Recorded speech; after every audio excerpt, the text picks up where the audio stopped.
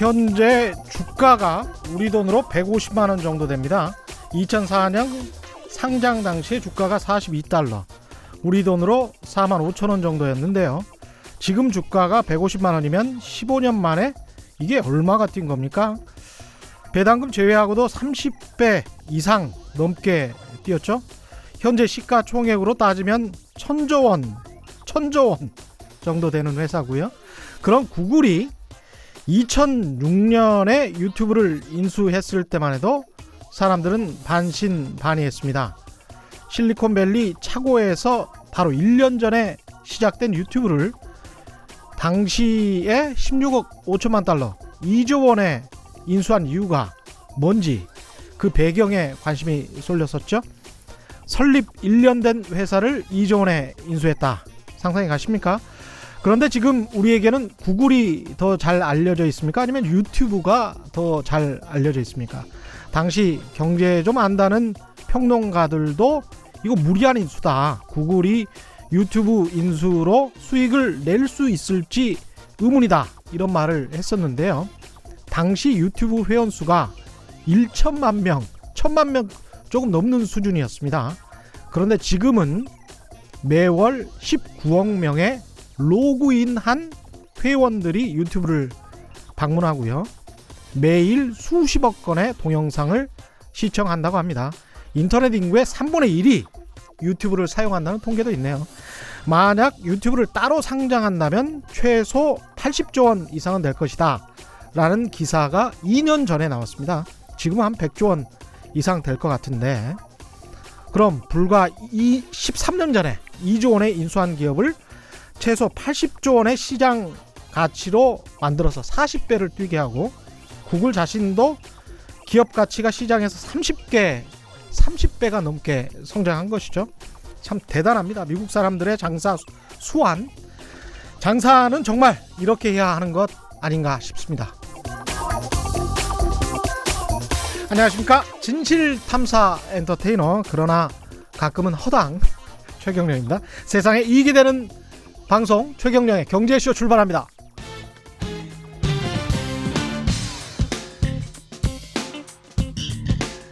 최경영의 경제쇼 수요 심화 토론.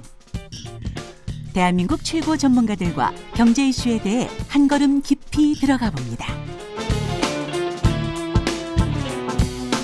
네, 앞서 말씀드린 대로 최근 유튜브 영향력 커지면서 1인 방송 하고 싶어하는 크리에이터들도 많고 직접 하고 계시는 분들도 많죠. 젊은이들이 꿈꾸는 일반 학생들도, 초등학생들까지 이게 선망 직종이 됐습니다. 점점 커가는 유튜브 시장, 누구나 뛰어들고 싶어 하고 돈도 거기서 벌 수 있지 않을까, 그런 생각 많이 하죠. 근데 한편으로는 포화 상태 아니야?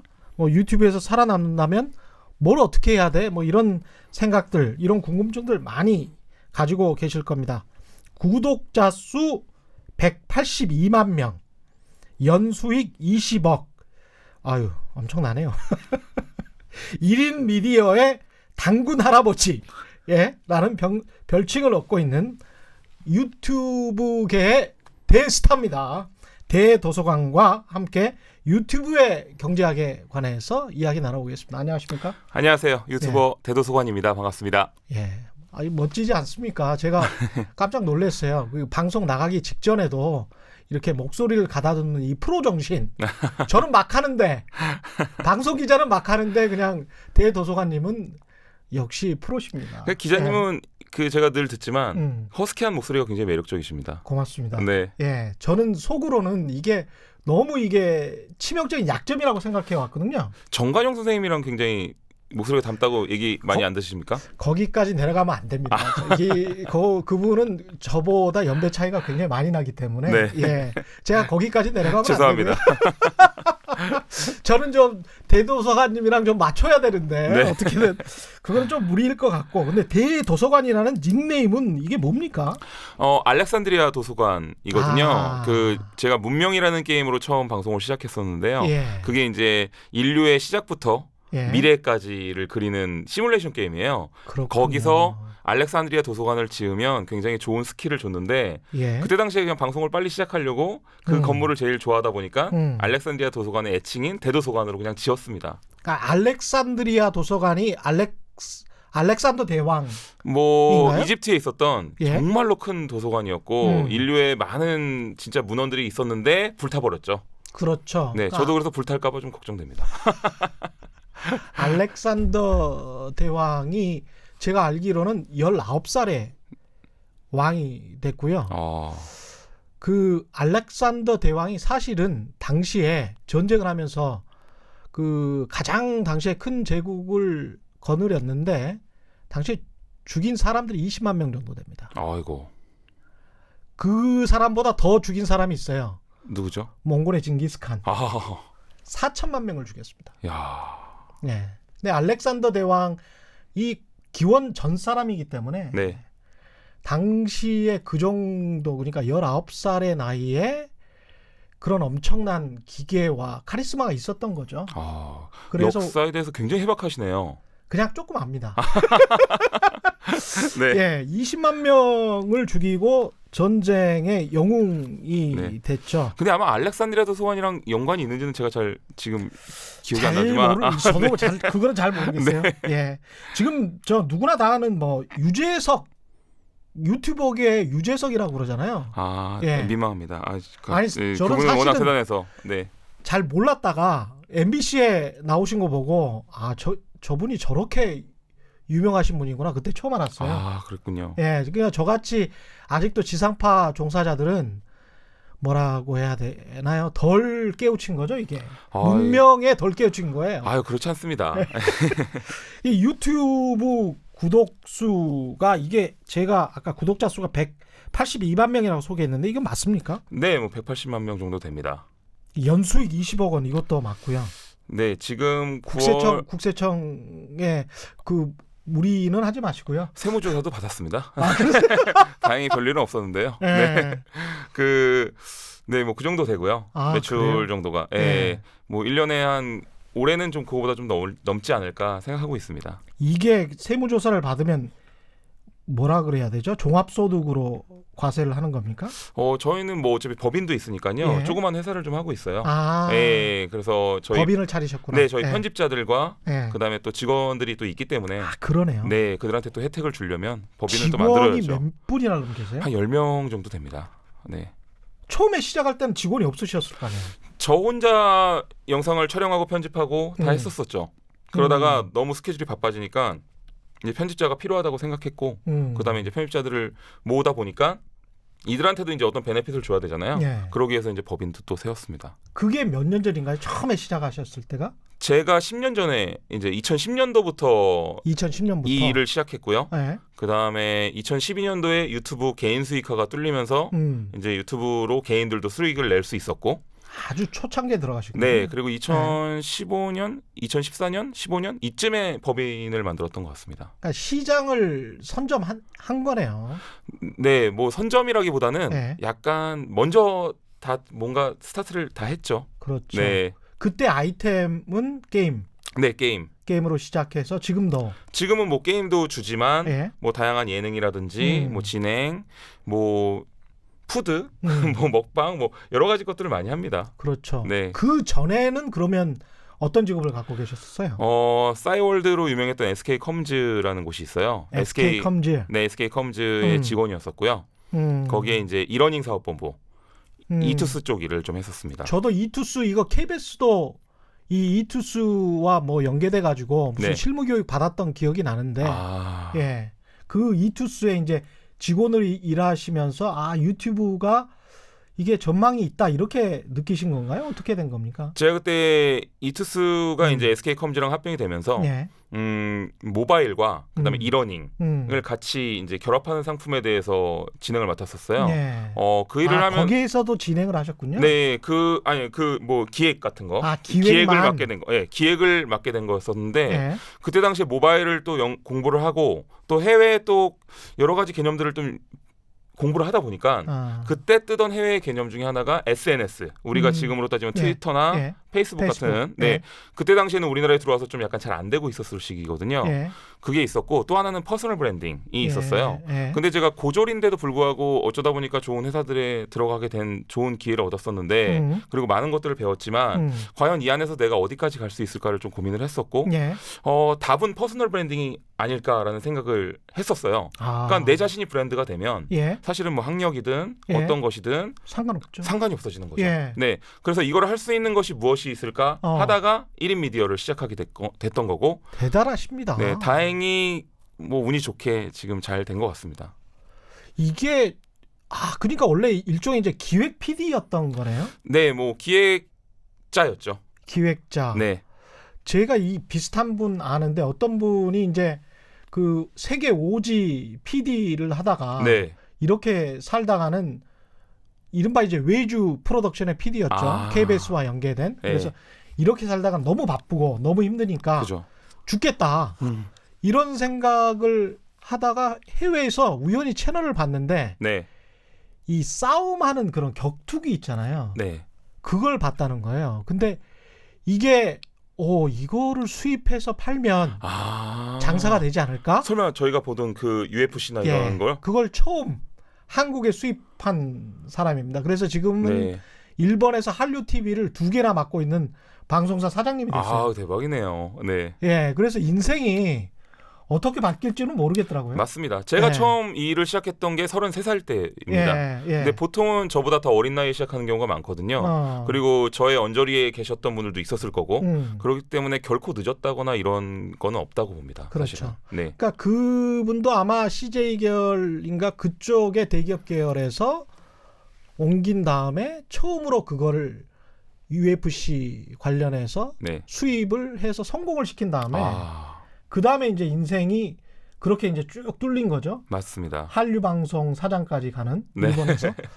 그게 참 희한해요. 그래서 이제 PD들이 어떻게 보면 기획력이나 세상을 보는 눈 같은 게 트렌드를 보는 눈 같은 게 뛰어나다. 네. 근데 이제 본인이 또 크리에이터로서 PD뿐만이 아니고 크리에이터로서 또 열심히 하시니까 네. 거기다 인정을 받고 계시니까 참 대단합니다. 감사합니다. 예. 이게 근데 크리에이터를 바라보는 사회적 시선은 좀 이렇게 바뀌었습니까? 어떻습니까? 이게 좀 많이 변화가 바뀌었죠. 있어요? 굉장히 많이 바뀌었죠.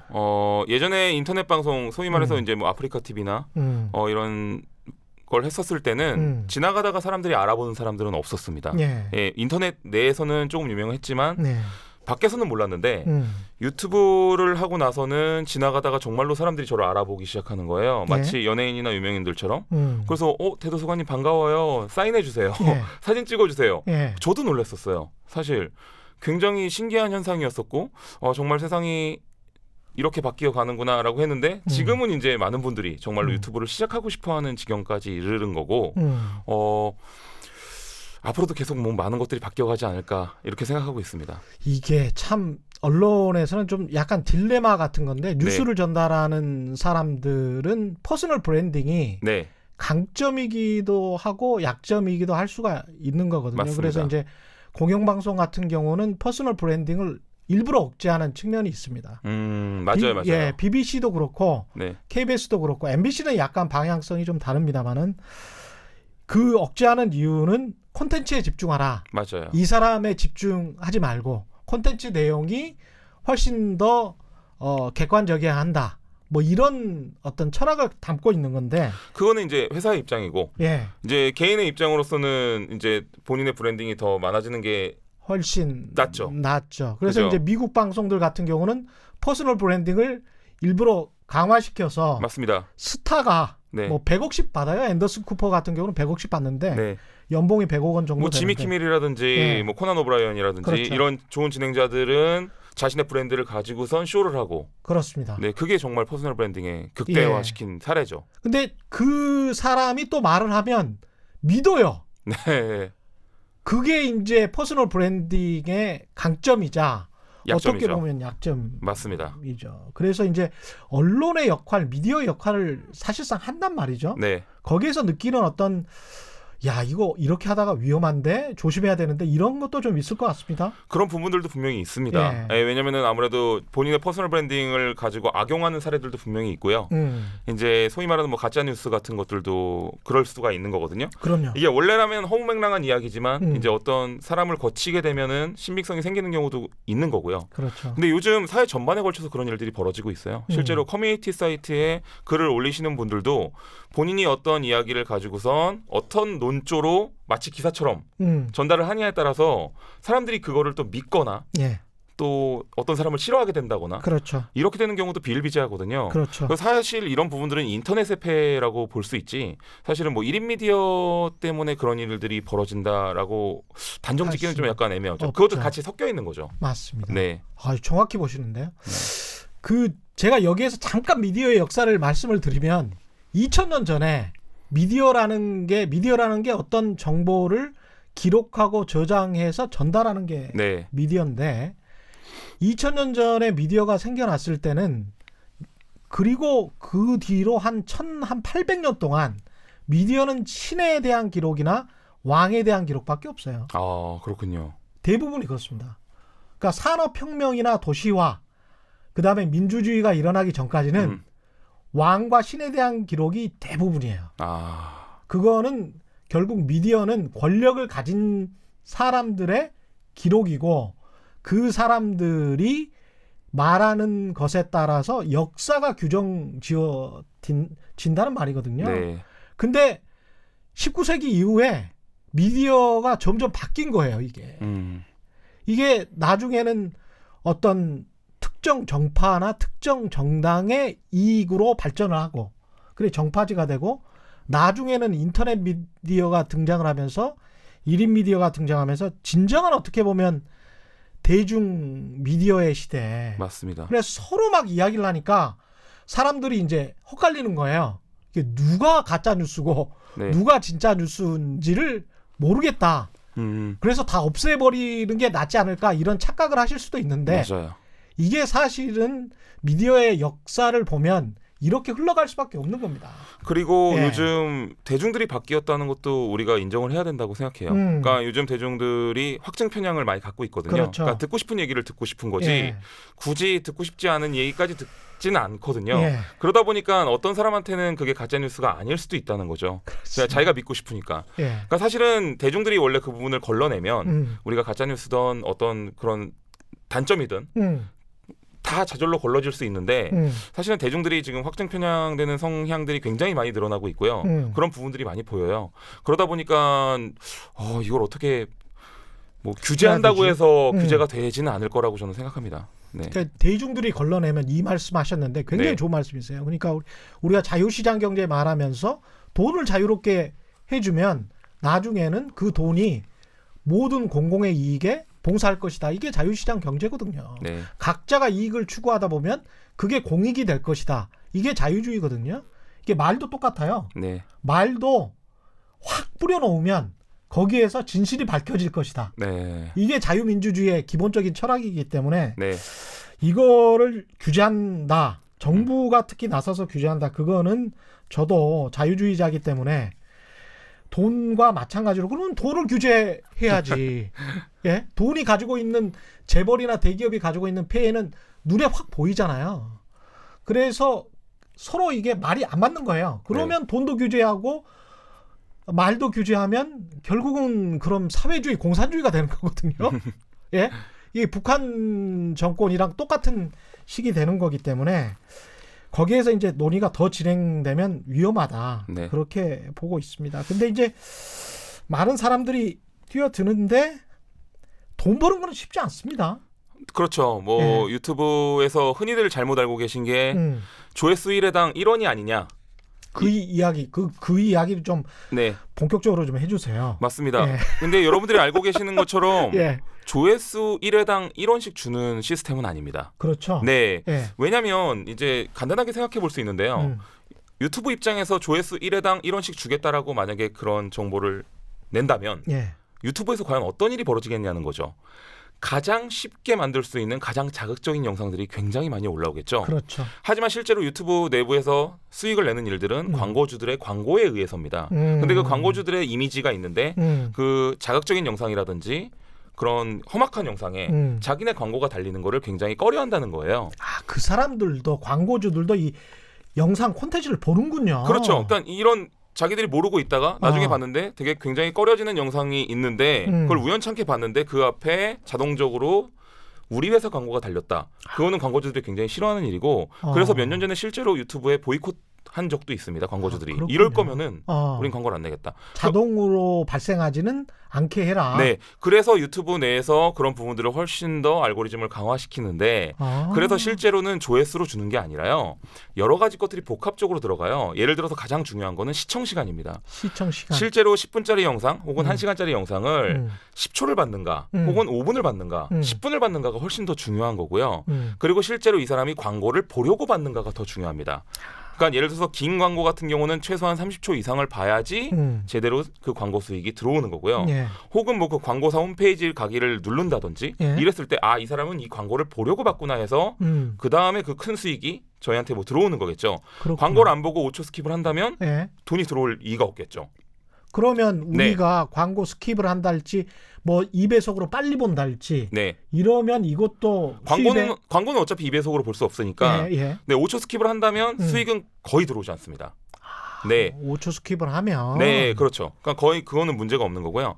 또 하나는 그 광고가 이 이야기는 조금 살짝 길어질 수도 있지만 흥미로운 이야기라서 말씀드리겠습니다. 아까 전에 오프닝에서도 말씀하셨던 부분인데요. 구글이 유튜브를 처음에 1년 된 유튜브를 거의 2조 원을 주고 샀어요. 그렇죠. 그때 전문가들이 굉장히 심각하게 바라봤거든요. 이상하다 그랬어요. 네, 이상하다고 생각했죠. 근데 잘 생각해 보시면 구글이라는 회사는요. 그 포털 홈페이지에 들어가 보시면 검색창 하나만 딸랑 떠 있습니다. 다른 포털 사이트들 같은 경우는 맞습니다. 배너 광고 같은 게 떠 있잖아요. 네, 구글의 철학이에요, 그게. 네. 사실은. 그럼 과연 구글은 돈을 어떻게 버냐는 거죠. 그러니까 구글은 굉장히 신박한 시스템을 예전에 만들어냈어요. 맞아요. 어떤 시스템이냐면 바로 구글 애드센스 시스템이라는 겁니다. 맞습니다. 그게 어떤 시스템이냐면 다른 포털 사이트 같은 경우는 광고를 자리를 팝니다. 이 배너 광고 자리를 몇 시부터 몇 시까지 얼마에 팔겠다. 근데 구글은 그런 게 없죠. 그럼 구글은 어떻게 했냐면 자, 여러분들 우리가 이렇게 광고주한테 광고를 이렇게 많이 모아왔습니다. 여러분들이 만약 이 광고를 퍼가서 다른 사람들한테 보여준다면 그리고 클릭하게 한다면 그 수익을 나눠주겠다. 맞습니다. 예전에 그거를 구글 애드센스 시스템을 발표했죠. 그리고 전 세계에 어마어마한 일이 벌어졌습니다. 전 세계 블로거들이랑 홈페이지 운영자들이 너도 나도 자기 컨텐츠에다가 그 구글 배너 광고를 달기 시작한 거예요. 근데 그 배너 광고 여러분들이 그래서 블로그를 보시게 되면 어떤 배너 광고가 있는데 내가 뭐를 검색하고 나니까 그 배너 광고가 뭔가로 바뀌어 있는 경우가 굉장히 많거든요. 맞습니다. 네, 그게 바로 구글 애드센스 광고인데요. 그 광고는 단순히 배너 광고를 퍼간 게 아니라 배너 광고의 틀을 퍼가는 겁니다. 그리고 여러분들이 10대인지 20대인지 30대인지 남자인지 여자인지 그리고 과연 무엇을 검색했는지에 따라서 거기에 가장 잘 알맞는 광고들을 노출시켜주는 거죠. 맞습니다. 네, 그렇기 때문에 구글은 어마어마한 수익을 일으키고 구글이 세계 최고의 회사가 됐습니다. 근데 구글은 여기서 한 단계 더 생각한 거죠. 맞습니다. 와, 야 이거 배너 광고가 이렇게 대박인데 이걸 동영상 광고로 만들면 초대박이겠구나. 그래서 유튜브를 2조 원을 주고 인수한 겁니다. 사람들은 굉장히 의심했겠지만 구글은 확신에 차 있었던 거죠. 그리고 그 구글 애드센스 광고를 그대로 동영상에다 갖다 붙인 게 바로 여러분들이 보고 계신 5초 스킵 광고입니다. 그 5초 스킵 동영상 광고가 그냥 나가는 광고가 아닙니다. 그걸 보시는 분이 10대인지 20대인지 30대인지 남자인지 여자인지 그리고 뭘 봤었는지 그리고 미국인인지 일본인인지 한국인인지 그거에 따라서 거기에 가장 잘 맞는 광고가 나가게 되는 거고요. 맞습니다. 그거에 따라서 수익과 단가가 다 바뀌게 되는 거죠. 그렇기 때문에 실제 수익은요. 조회수에 비례하지 않고 그 광고를 본 사람이 얼마나 있는가 그리고 시청 시간이 얼마나 많아서 좋은 콘텐츠라고 인정받아서 좋은 광고들이 얼마나 많이 달리는가가 훨씬 중요해진 거고요. 여러분들이 영상을 클릭했었을 때 그 짤막한 순간에 광고주들이 경매를 붙습니다. 나는 이 대도서관의 이 컨텐츠가 좋다고 생각하기 때문에 나는 우리 광고를 얼마에 달겠어. 나는 얼마, 나는 얼마, 나는 얼마. 그래서 그것 중에서 가장 높은 광고 단가의 광고가 달리게 되는 거죠. 그렇다면 이제 자극적인 영상들을 올리게 되면 예. 조회수를 올리긴 편하겠죠. 그랬을 때 광고주들은 과연 거기다가 광고를 붙이고 싶겠냐는 거죠. 그렇습니다. 그러니까 가장 싼 광고가 달리거나 광고가 달리지 않는 경우도 생기고 심지어 노란 딱지 같은 것도 붙겠죠. 그러면서 자연스럽게 조회수는 높은데 수익은 낮은 영상들이 생기는 거고요. 저같이 조회수는 좀 낮지만 시청 시간이 길기 때문에 수익이 훨씬 더 높은 영상들이 생기는 거죠. 이게 그 돈을 버는 수익 구조의 차이인데 네. 저는 사실 이거를 미국 가서 대학원에서 배웠거든요. 네. 네. 구글 관련된 사람이 와서 네. 한번 특강을 한 적도 있고 최근에 이제 한국에서도 구글의 변호사와 홍콩 지사에 있는 사람에게 관련돼서 좀 이야기를 들었었는데 네. 이거 어떻게 이렇게 정확하게 알고 계세요? 저 같은 경우는 이걸 예. 쭉 해오다 보니까 예. 자연스럽게 많은 사람들을 만나게 되고 이야기를 나누다 보니까 알게 됐고요. 실제로 뭐 유튜브 직원분들도 실제로 유튜브 수익 구조는 제가 제일 잘 설명한다라고 인정해 주셨어요. 굉장히 정확하게 설명을 제 영상을 보는 게 해주세요. 제일 좋다고 제 영상을 소개시켜 준다고 하시더라고요. 예. 보통 이거를 할 때. 이게 구글이 쉽게 말하면 구글은 빨리 검색해서 네. 빨리 나가라는 주의예요. 네. 그리고 빨리 검색해서 빨리 그 광고주나 최신 또는 최적의 정보를 네. 클릭해서 나가는 거예요. 그게 목표기 때문에 검색창이 달랑 하나밖에 없는 겁니다. 그냥. 그리고 검색만 해서 나가라는 거고 네. 그게 우리한테 돈이 된다는 거고 우리의 포탈인 네이버나 다음은 거기서 한참 놀아야 돼요.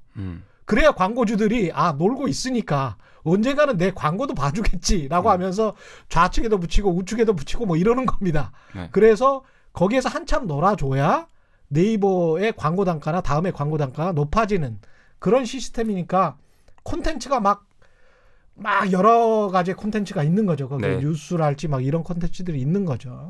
이게 1인 미디어에 대해서 여러분들이 많이 이 부분을 좀 생각해 주시면 좋겠어요. 많은 분들이 1인 미디어를 컨텐츠 혁명이라고 생각하시는 분들이 많은데요. 예. 실제로는 그렇지 않습니다. 음. 실제로 그러니까 유튜브가 만들어낸 세상은요. 음. 굉장히 엄청난 세상이에요. 예. 이걸 좀만 더 구체화시켜서 말씀드리자면 음. 제가 한국에서 영상을 만들어 올리면 예. 한국 분들이 제 영상을 보게 되면 거기에는 한국에서 수주받은 한국 광고가 달리게 됩니다. 예. 그 광고 단가를 예를 들어서 우리가 1원이라고 치면 이 똑같은 한국에서 올린 영상을 미국 사람도 똑같은 영상을 볼 수 있다는 거거든요. 예. 이게 정말 어마어마한 거예요. 이 미국 사람이 제 영상을 봤었을 때 그곳에는 미국 광고가 보여지게 되고 예. 미국에서 수주받았기 때문에 미국 광고 단가가 붙게 되고 저는 그 수익을 받게 되는 거죠. 이 얘기를 좀만 더 쉽게 풀어서 얘기하면 저는 한국에서 영상을 만들어서 그 어떤 유통 라인도 없이 미국의 소비자한테 직접적으로 판매한 것이 된 거죠. 그렇죠. 이거는 정말 어마어마한 일이거든요. 그렇죠. 전 그래서 사실 1인 미디어를 유통의 혁명이라고 불러요. 이 유통 라인이 아무것도 없이 내가 소비자들한테 직거래로 무언가를 할 수 있다. 이건 모두가 꿈꾸는 일이고 더군다나 유튜브라는 이 플랫폼은 한국에서 올리든 미국에서 올리든 어디서 올리든 아무 상관이 없죠. 네, 전 세계 사람들이 유튜브가 닿는 곳이라면 아무 상관없이 똑같이 볼 수 있습니다.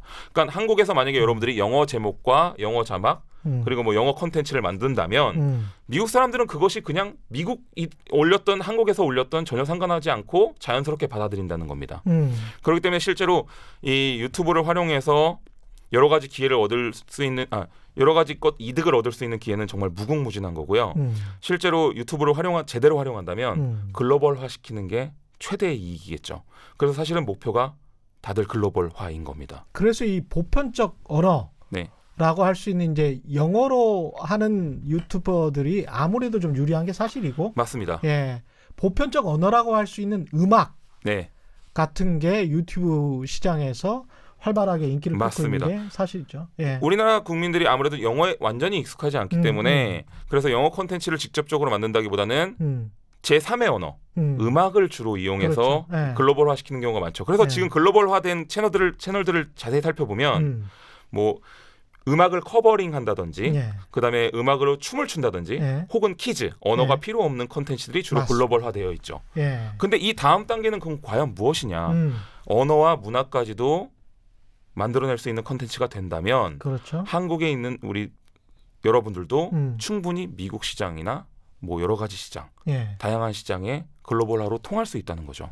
근데 이게 네. 한국의 하드웨어 경제라고 할 수 있죠. 제조업이나 네. 이런 일반적인 경제력에도 큰 도움을 준다고 저는 생각을 합니다. 저도요. 예. 예를 들어서 뭐 농민분들이라고 음. 치신다고 하더라도요. 예. 본인이 수확한 물건들을 이제 한마디로 뭐 밭대기 이런 걸로 넘기잖아요. 그렇습니다. 싼 가격에. 예, 예. 하지만 소비자들은 굉장히 비싼 가격에 받고 그렇죠. 있고요. 예. 근데 이제 유튜브를 이용해서 퍼스널 브랜딩을 활용한다면 이 유튜브 영상 수익이 중요한 게 아니라 본인의 이런 제조 방법이라든지 그다음에 본인 물건들의 장점들을 잘 사람들한테 어필하면서 직거래를 할 수 있는 시스템이 만들어지는 거고 그러면서 더 수익이 높아질 수도 있는 거고요. 예. 또 제조업 같은 경우도 예. 국내에서만 활용을 하다가 해외에서는 우리 회사를 모르는 거 아닙니까? 만약에 유튜브를 통해서 알려질 수만 있다면 해외에서도 수주를 받는 일도 생길 수도 있는 거죠. 맞습니다. 네, 정말 다양한 기회가 열릴 수 있죠. 그리고 모든 비즈니스가 거의 신뢰거든요. 네, 신뢰 때문에 그 사람의 뭘 사고 그러는 것이기 때문에 네, 금융도 그렇고 농업도 특히 그렇잖아요. 그래서 작물을 특히 유기농 작물 재배하시는 그 농민 여러분들 같은 경우에 그걸 어떻게 내가 정말 친환경으로 유기농으로 잘 하는데 아무도 안 알아줘. 네, 별로 차이가 안 나잖아요. 네. 그리고 이걸 알 수가 없어. 믿을 수가 없잖아요. 이랬을 때 유튜브 동영상이 얼마나 큰 신뢰를 줄 수 있는지에 관해서도 한번 고민을 해보시고 네, 다른 기업들도 다 마찬가지입니다. 다른 기업들도 결국은 신뢰예요. 맞아요. 예. 그 신뢰를 예. 많은 분들한테 보여줄 수 있는 거죠. 그럴 기회가 우리는 지금까지 없었는데 유튜브를 통한다면 충분히 그럴 수 있죠. 그래서 많은 분들이 저는 너무 안타까운 게 유튜브 영상으로 과연 돈을 얼마나 벌 건지만 고민하시는 거예요. 맞습니다. 예. 그러니까 이것은 사실은 굉장히 심플한 일이고 가까운 일이고 단순한 일이에요. 예. 실제는 더 멀리 봐서 나의 퍼스널 브랜딩 혹은 내 상품의 브랜딩을 맞습니다. 어떻게 사람들한테 알릴 수 있을지를 고민하면 예. 사실은 레드오션이다 블루오션이다는 중요치 않게 되는 거죠. 맞습니다. 네, 예. 왜냐하면 영상의 수익이 얼마고는 중요치 않아요. 더 한 사람이라도 더 내 물건을 알게 되고 나를 알게 된다면 더 많은 기회가 생길 수 있으니까요. 그러니까 농업과 관련해서도 제가 한 말씀만 더 드리면 네. 농업의 핵심도 유통이거든요. 네, 예, 유통을 어떻게 잡느냐. 그냥 가령 제가 신선 채소를 재배를 하는데 삼겹살집을 20군데만 인근에서 잡았다라고 네, 하면 끝나는 거예요. 맞아요. 예. 네, 근데 그거를 어떻게 할 수 있느냐. 그리고 그 신선한 채소가 정말 이거는 그 특히 신선 채소 같은 경우는 하루 이틀에 사라지기 때문에 이게 금방 그 시들어지기 때문에 중국산 같은 수입품이 네, 침투할 요소가 좀 적거든요. 그러면 그런 신선식품에 관한 유통을 어떻게 적기에 해서 내가 큰 수익을 얻을 수 있을까? 네. 여기에 관해서 농협이나 관계자분들이 좀 이런 거 고민하셔야 됩니다. 정말. 맞아요. 예. 실제로 저희가 지금 하고 있는 일이 위메프랑 그다음에 음. 또 정부기관이랑 그다음에 저희 크리에이터들이랑 예. 소상공인을 돕는 일들을 그렇죠. 하고 있어요. 예. 그러니까 왜냐하면 소상공인분들이 가장 절실한 건 사실은 마케팅이거든요. 맞습니다. 예. 유통 그리고 어. 직접 소비자들한테 어떻게 닿을 수 있을 것인가. 본인들의 장점을 상품의 장점을 알릴 수만 있다면 좋은 거거든요. 그런 부분들을 이제 1인 미디어를 통해서 알려보려고 지금 여러 가지 것들을 해보고 있는 거고요. 그래서 저도 오늘 내일 그 방송이 있거든요. 예. 그런 식으로 이제 방송을 하는 거고 음. 저는 만약에 기회가 닿는다면 농민분들 같은 경우는 음. 아무래도 1인 미디어에 익숙치 않잖아요. 그렇죠. 그렇기 때문에 대학생들이라든지 뭐 그런 분들과 함께 연결시켜줄 수 있는 어떤 시스템을 예. 좀 정부나 예. 여러 단체에서 좀 만들 수만 있다면 그렇죠. 정말 많은 것들이 바뀔 거라고 저는 생각합니다. 예. 네, 그러면 중간중간에 유통 단계가 많이 없어지기 때문에 네, 그분들이 창출하는 뭐랄까요? 직종이랄지 뭐 일자리의 숫자가 네. 그렇게 많지 않거든요. 그래서 그런 측면에서 봤을 때는 정말 말씀하신 대로 유통의 혁명이라고 생각할 수 있겠습니다. 네, 유튜브 검색을 그러면 네. 잘 되게 하는 법 이런 게 특별한 게 있을까요? 글쎄요, 검색이란 그런 쪽은 제가 생각을 해본 적은 없는데. 처음부터 인기셔서 그런다. 그러니까 예. 제 거를. 예. 어떻게 하면 이 콘텐츠가 네. 검색이 잘 돼서 뭐 네. 상위 어떤 클릭 네. 할 수 있는 무슨 란 같은 게 있잖아요. 네네네. 네. 그래서 이런 방법을 좀 알려드리고 싶어요. 네. 그러니까 예를 들어서 이걸 어떻게 설명하면 좋을까? 좀 약간 길 수도 있어서 좀 예. 왜냐면 이게 아무래도 1인 미디어가 예. 많은 분들이 또 특히 이 방송을 들으시는 분들이 예. 익숙치 않을 수가 있어서 예. 제가 용어 선택이 굉장히 지금 조심스럽습니다. 예. 웬만하면 여러분들이 다 이해할 수 있는 언어로 얘기하고 싶거든요. 예. 그러다 보니까 말이 좀 길어지는 예. 게 좀 양해 부탁드리겠습니다. 예. 유튜브에서 트렌드를 따라간다는 말이 있어요. 예. 트렌드는 굉장히 중요한데요. 예. 그러니까 제가 게임 콘텐츠를 하고 있다가도 예를 들어서 지금 뭐 허니뿅뿅 칩이 유행일 수도 있는 거잖아요. 그러면 그거를 과연 나는 저 콘텐츠를 할 것인지 말 것인지를 결정을 해야 되는데 저는 게임이다 보니까 저 허니뿅뿅 칩은 아무래도 먹거리니까 예. 나랑 안 맞으니까 하지 말아야겠다라고 해버리면 오히려 트렌드에 뒤처지거나 그 관련된 검색어에 노출되지 않을 확률이 굉장히 큽니다. 그렇기 때문에 저도 그 부분을 저만의 콘텐츠로 녹여서 그 안에서 이제 뭐 먹방을 한다든지, 네, 아니면 제가 만약에 미술을 하는 크리에이터라면 허니뿅뿅칩 그림을 그린 다음, 예. 네, 허니뿅뿅칩 그림을 그려서 예. 그걸 뭐 리뷰를 막 예를 들어서 페이크 다큐멘터리처럼 명작처럼 리뷰를 한다든지, 그것과 관련된 키워드로 콘텐츠를 만드는 것도 굉장히 중요한 일입니다. 또 할로윈데이다. 그러면 할로윈데이에 맞는 나의 컨텐츠에 맞는 것으로 할로윈데이용을 만들어서 컨텐츠를 만들면 어떤 일이 벌어지냐면 아무래도 할로윈데이니까 사람들이 할로윈데이를 많이 검색할 거 아닙니까? 예. 그때 더 노출될 확률도 커지고요.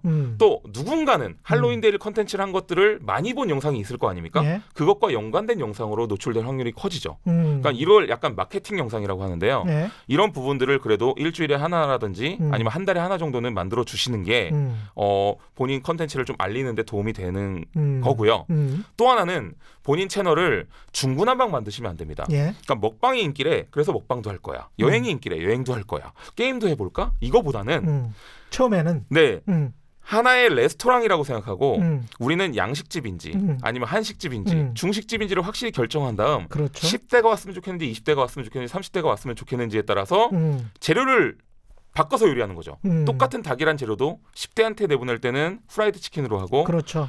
60대한테 내보낼 때는 백숙으로 내보내는 게 더 효과적일 수 있거든요. 그렇죠. 그래서 말하는 방식이라든지 멘트들도 바꿀 수가 있는 것이고요. 약간 레스토랑을 만드는 것처럼 좀 고민을 하셔야 됩니다. 예. 근데 많은 분들이 너무 쉽게 생각하시는 경향도 있고요. 그리고 기획을 안 하시고 중구난방 시작하시는 경우가 있어요. 예. 그렇게 될 때 어떤 일이 벌어지냐면 이 컨텐츠가 재밌네 하고 들어왔지만 이거랑 비슷한 컨텐츠가 있나? 라고 봤더니 없는 경우가 생기는 거예요. 내가 관심이 없는 먹방이나 게임 영상이 있는 거죠. 그렇게 됐을 때 그 하나의 영상만 보고 시청자들은 이탈해버린다는 거죠. 그렇습니다. 네. 예. 그래서 꾸준하게 컨텐츠를 만드는 게 굉장히 중요해요. 꾸준하게. 네. 예. 하나의 기획의 틀에 맞춰서 꾸준하게 영상을 만드는 것이 중요하고 그러다가 하나의 트렌드에 걸려서 사람들이 이 영상을 좋아하게 됐을 때 비슷한 영상이 또 있나? 봤을 때 이전 영상이 또 있다면 놀랍게도 단골 손님이 되는 거죠. 구독을 누르고 이전에 있는 영상들을 다 소비하십니다. 정말로.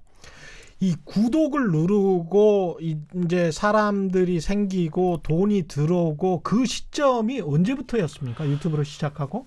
저 같은 경우는 솔직히 말씀드리면 첫 달부터 바로였습니다. 예. 왜냐면은 그때 그런 몇 명이었는데요, 구독자 수가?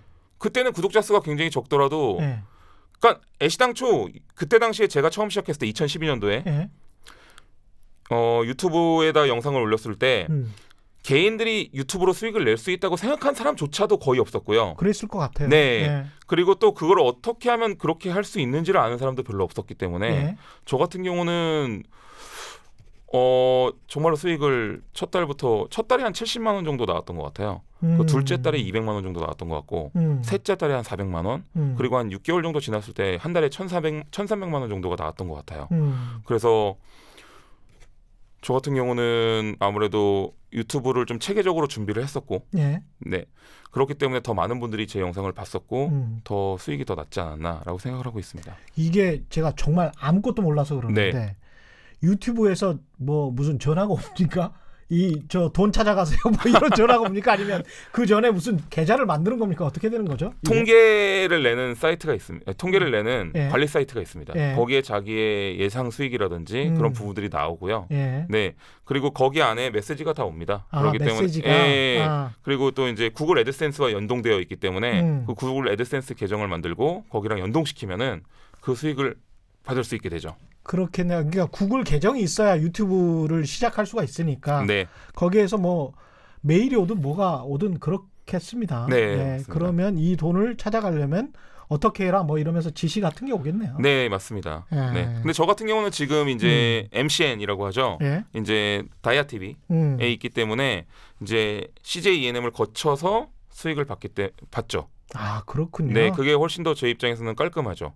왜냐면은 이제 뭐 세금이라든지 이런 문제들에 대해서 이미 확실하게 해결이 돼 있으니까. 네, 훨씬 더 투명하게 볼 수 있고. 그렇죠. 네, 신경 쓸 필요 없고. 네. 예. 그리고 또 물론 저희 법인 세금은 또 따로 내고 그렇죠. 또 개인 종합소득세도 따로 내지만 그런 그런 부분들에 대해서 확실하게 이제 체크가 되는 거죠. 그렇죠. 그때 당시에는 처음에는 정부에서 이런 게 있다는 것조차도 파악이 안 됐었기 때문에 솔직히 그냥 받았으면 뭐 아무도 모르고 지나갔을 수도 있겠지만 지금에야 사실은 유튜버 관련해 가지고 이제 네, 세금을 어떻게 해야 되지 논의를 하잖아요. 맞아요. 예. 그렇지만 이게 나중에 돼서 문제가 생길 거라고 생각했기 때문에 그게 훨씬 더 깔끔한 방식이라고 저는 생각했던 거죠. 대단히 현명하신데요. 네. 예. 그리고 이 저희가 이제 방송하는 사람들 입장, 방송쟁이들은 그런 이야기 많이 하잖아요. 이제 내용과 형식, 네. 때깔과 예, 편집, 네. 이냐 콘텐츠냐 네. 이런 이야기 많이 하잖아요. 그래서 콘텐츠만 좋으면 된다라고 네. 주장하시는 분들이 있고 그래도 무슨 좀 때깔이 좋아야 된다. 네. 이렇게 주장하시는 분들이 있는데 비율을 어떻게 가져가세요? 이거는 좀 예. 그때에 따라 다르긴 한데 예. 제 개인적인 감정에 의하면 사실은 때깔보다도 기획이 훨씬 더 중요합니다. 그렇죠. 예, 왜냐면은 제가 거의 한 1,000만 원 제작비를 들여서 만든 광고 영상보다 때깔 있는 영상보다 집에서 핸드폰으로 뛰어다니면서 강아지랑 찍은 영상이 조회수가 더 많이 나오는 경우도 많아요. 의외로 막 나오는 경우도 있죠. 그럼요. 이게 왜 이렇게 높지? 뭐 이런. 그럼요. 그런 네. 경우도 있죠. 그리고 트렌드에 가장 잘 맞았을 때 아무래도 조회수가 잘 나올 수 있죠. 예를 들어서 제가 뭐 이런 얘기 해도 되는지 네. 모르겠는데 네. 트렁크 이렇게 미는 공항에서 이렇게 밀었던 예. 예, 그런 일이 있었잖아요. 뭐라 그러죠? 그거를? 그거 네. 노패스. 노룩패스. 노룩패스. 노룩패스가 있었잖아요. 네. 그때 제가 딱 미국의 공항에 비행기에 내렸을 때인가였었어요. 네. 그래서 제가 그 기사를 보고서 한번 해보셨군요. 우리 이거 패러디를 찍자 해서 핸드폰으로 정말 간단하게 네. 찍었는데 그게 다음날 조회수가 어마어마했고 또 심지어는 막 여기저기 걸리기까지 했었죠. 네. 네. 그러니까 대중의 선호도를 뭔가를 콘텐츠를 내놓기 전까지는 모르니까요. 네.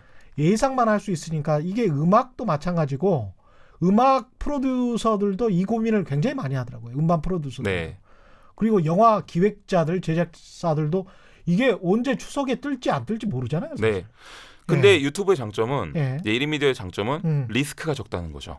그렇습니다. 네. 계속 이제 트라이를 해볼 수 있습니다. 그럼요. 음반 제작자분들이나 영화 제작자분들은 그 고심을 굉장히 많이 하지만 한 번 도전을 할 때 굉장히 많은 리스크를 지고 하죠. 그렇지. 돈이 많이 투입되니까요. 그 대신 네. 잘 되면 더 큰 이득을 얻을 수 있죠. 예. 하지만 저희는 그것보다도 리스크를 최대한 줄이고 이것저것 다 도전을 해볼 수 있기 때문에 걱정하지 않고 즐겁게 한번 찍어볼 수 있다는 거죠. 놀듯이. 그래놓고 잘 되면 좋은 거고 안 되더라도 제가 그 영상을 만들었다는 성취감이 남는 거거든요. 예. 그리고 그걸 좋아해 주시는 분들이 댓글을 달고 거기서 느끼는 성취감이 사실은 1인 미디어의 본질입니다. 우리가 사실은 살면서 성취감을 느낄 일들이 너무 없어요. 그렇죠. 학생들은 공부 때문에 그렇고 직장인들은 또 일 때문에 뭔가 그 안에서 성취감을 느낄 수 있는 일들이 굉장히 적은데 영상을 한 편 한 편씩 내가 좋아하는 영상들을 만들어 보면서 거기서 느껴지는 성취감을 한번 가져보자는 거죠. 예. 그랬을 때 삶의 태도라든지 여러 가지 것들이 좀 바뀌어감을 좀 느끼실 수 있을 거라고 저는 생각합니다. 이 마지막으로 네. 기존에 이제 이 외국에서는 레거시 미디어라고 유산 뭐라고 해야 되나요? 그러니까 나의 구유적 같은 네. 그 미디어가 되어버린 네. 신문사와 방송사들을 위해서 아닙니다. 예, 최첨단 유튜버로서 네. 이 방송사들 어떻게 해봐라 이런 시대에 어떻게 하면 살아남을 수 있을 것 같다. 네. 이 이야기를 좀 해주세요. 사실은 제가 몇 년 전에 이제 방송사에서 유튜브에서 영상을 뺐던 때, 예. 네.